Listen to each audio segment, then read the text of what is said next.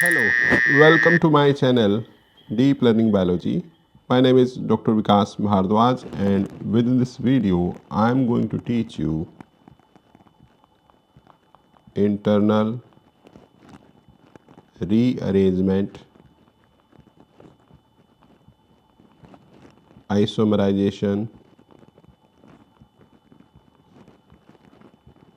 or you can say this is elimination reactions.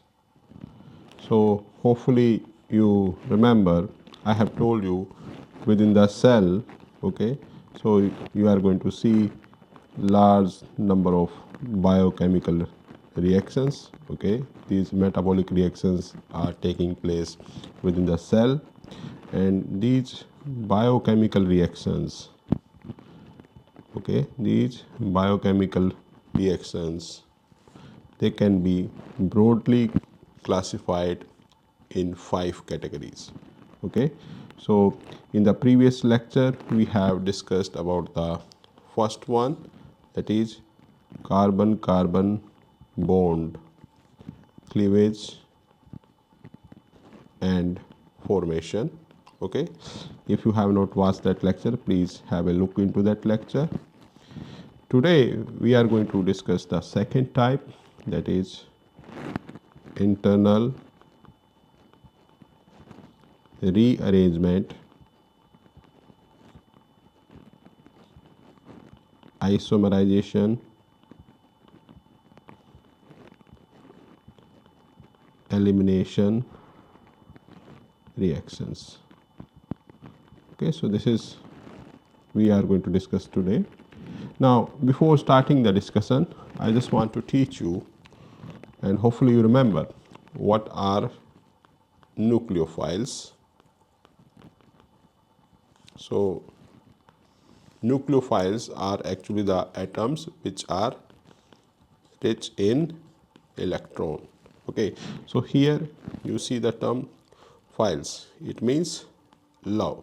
So nucleophiles, they actually love nucleus, the positive ones. So here the nucleophiles, they are rich in electrons, so they are going to love something which is positive.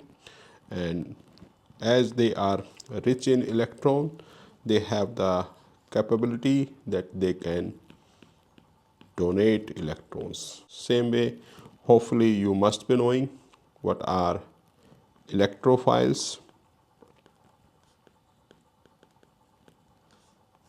okay. Now here you see the term philes, it means love, okay. So here electrophiles, they actually love electrons, okay. And here I just want to tell you, these electrophiles, they are not rich in electron, they are electron deficient, okay. They are not rich in electron.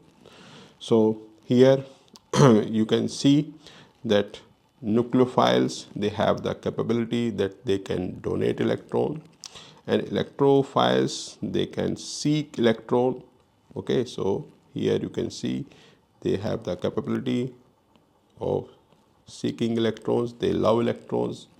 So here you can remember nucleophiles, okay, they are rich in electrons, so they have the capability to donate electron to electrophiles.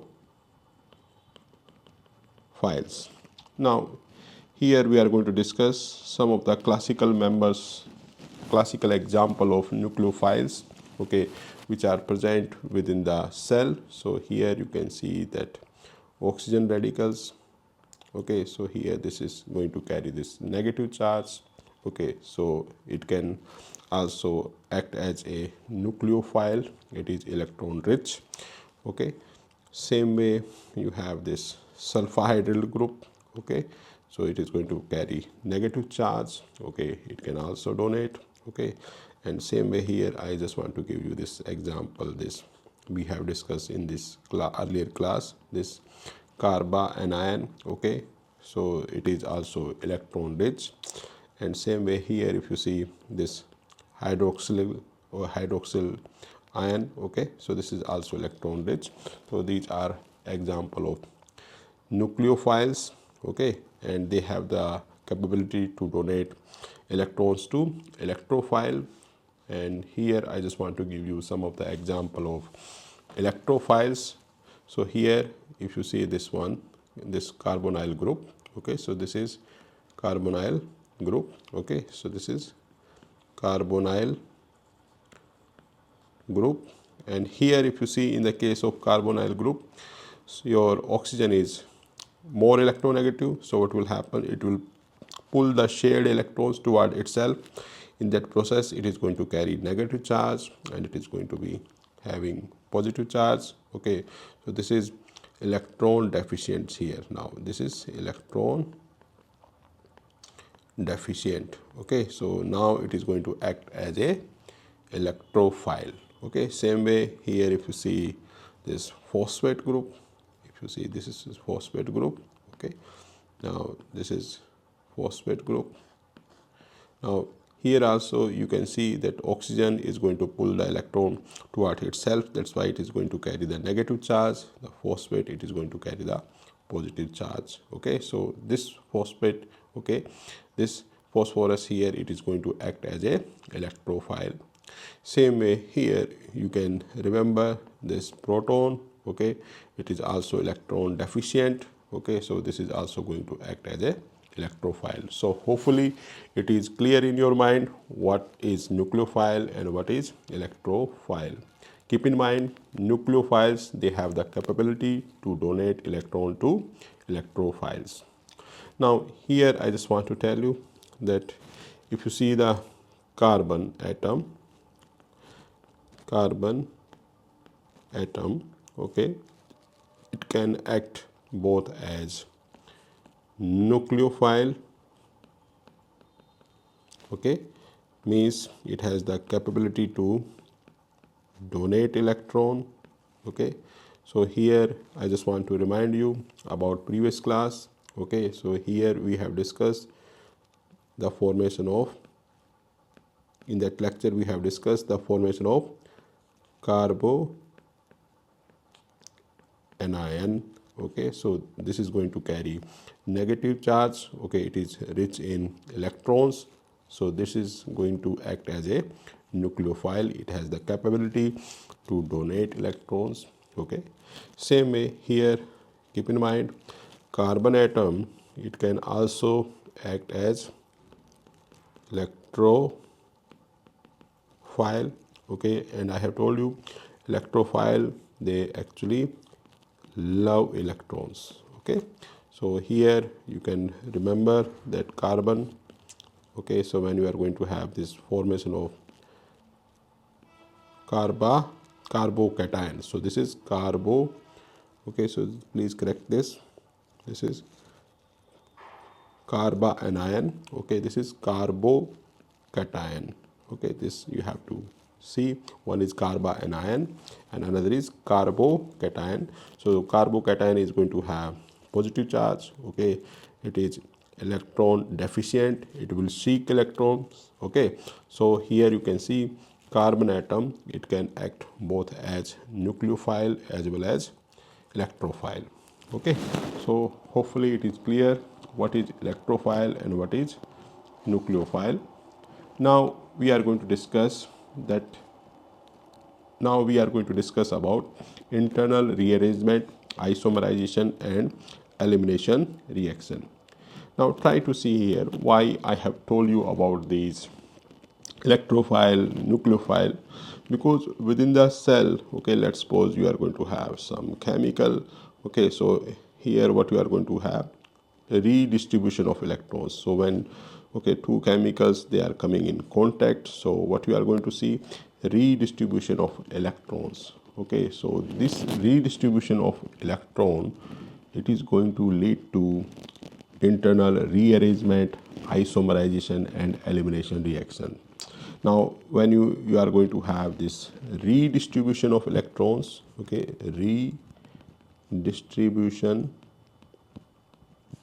of electrons, so in this situation what we are going to see, that there is no change in overall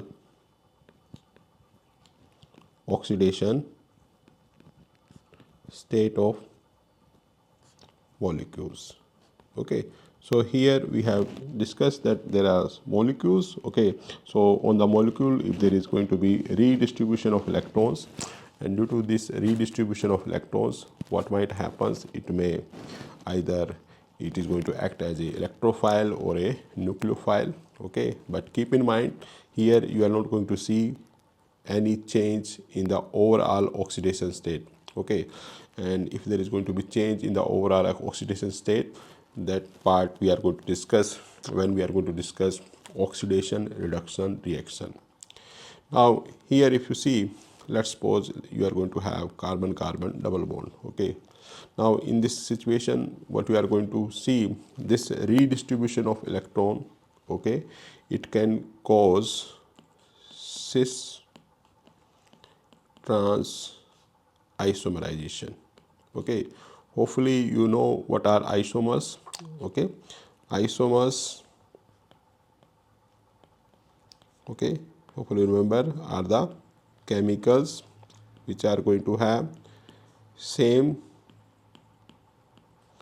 okay, formula, okay, but different structure. Okay, so here in the case of isomers, what you are going to see, same formula, but they are going to have different arrangement. Okay, so here in this situation what you are going to see, let's suppose you are going to have carbon carbon double bond. Okay, so in one situation you can have this functional group on same side. Okay, so this is going to be known as cis, so both group are on cis side, or it can be a different situation, you can have this OH group on this trans side. Okay, so here in this case what you are going to see, cis trans isomerization. Okay, so in the cell you can have cis trans isomerization reactions. The different functional groups, they can change their position. Okay, as I have shown you the example. Same way, in certain situation what we are going to see, let's suppose this is a big change. Okay, and here you have seen this is the double bond here. Okay, now here this double bond, it can be transferred to another position. Okay, so here what we are going to see, transfer. Okay, okay, transfer of, okay, this double bond to another position. Okay, so here we are discussing about internal rearrangement isomerization reaction. So here what you are going to see, the rearrangement within the functional group or rearrangement of the bond. Okay, so here I have told you in one situation you are going to have formation of isomers, and in another situation what you are going to see, the transport of these double bonds at different position. Now here I want to give you one classical example. Okay, so here you must be knowing the steps of glycolysis. In glycolysis, what is going to happen? Glucose is being metabolized to glucose 6-phosphate. So let's suppose this is glucose 6-phosphate. Okay, now it is being metabolized in further step to fructose 6-phosphate. Okay, now this reaction is being carried out by the enzyme phospho, one minute please, let me fix. Okay, phospho hexose isomerase. Okay, now here if you see this reaction, glucose 6-phosphate, in this case I am just drawing the simple diagram. In case of glucose, you know you are going to have 6 carbon, 1 2 3 4 5 6. Okay, and now here at the first one you are going to have this aldehyde group. I am not going to represent others. Okay, so you can see the arrangement of hydrogen OH. Okay, and here at this you are going to have this. Okay, sixth position you have the phosphate group. Okay, so this is your glucose 6 phosphate. Okay, now here what is going to happen, this glucose 6 phosphate, it is being metabolized to fructose 6 phosphate. And now if you see the structure of fructose, here also you are going to have 1 2 3 4 5 6. Okay, 6 carbon. But here what is the difference in the structure of glucose and fructose? At the this position here you are going to have OH, H, okay, H, but at this position you are going to have this ketonic group. Okay, fructose is a ketone. So here what you are going to see, that the carbonyl group, so this group is known as carbonyl group. Okay, in the case of glucose 6 phosphate, earlier it was present at the first position, now it is being present at the second position. Okay, so here what you are going to see, the carbonyl group, it has changed its position from first to second. Okay, so here what you are going to see, internal rearrangement. Okay, so hopefully it is clear to you what are internal rearrangement, isomerization reactions. Now within the cell you are also going to see elimination reactions.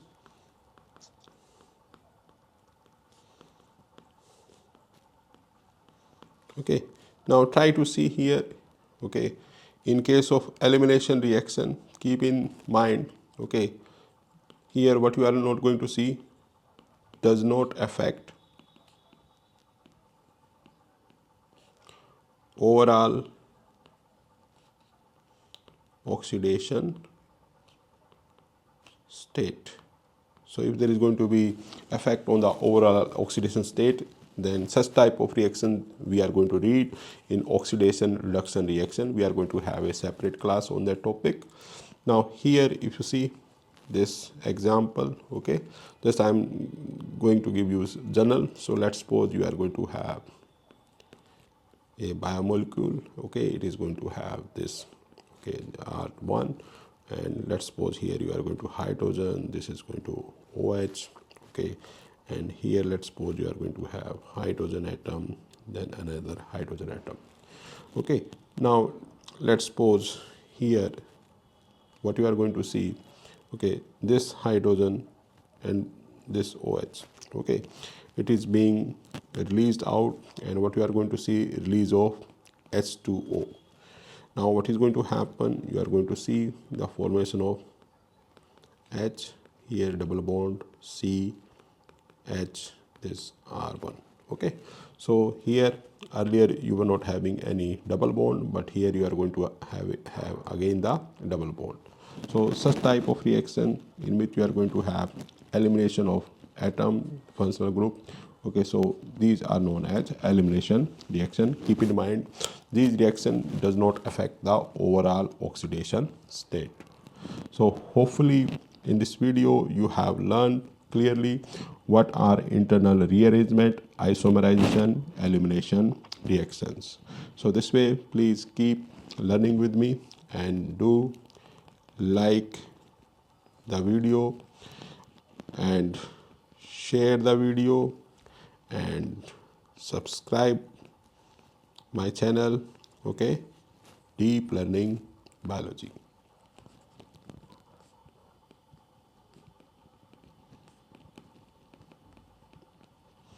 Thank you. Have a nice time.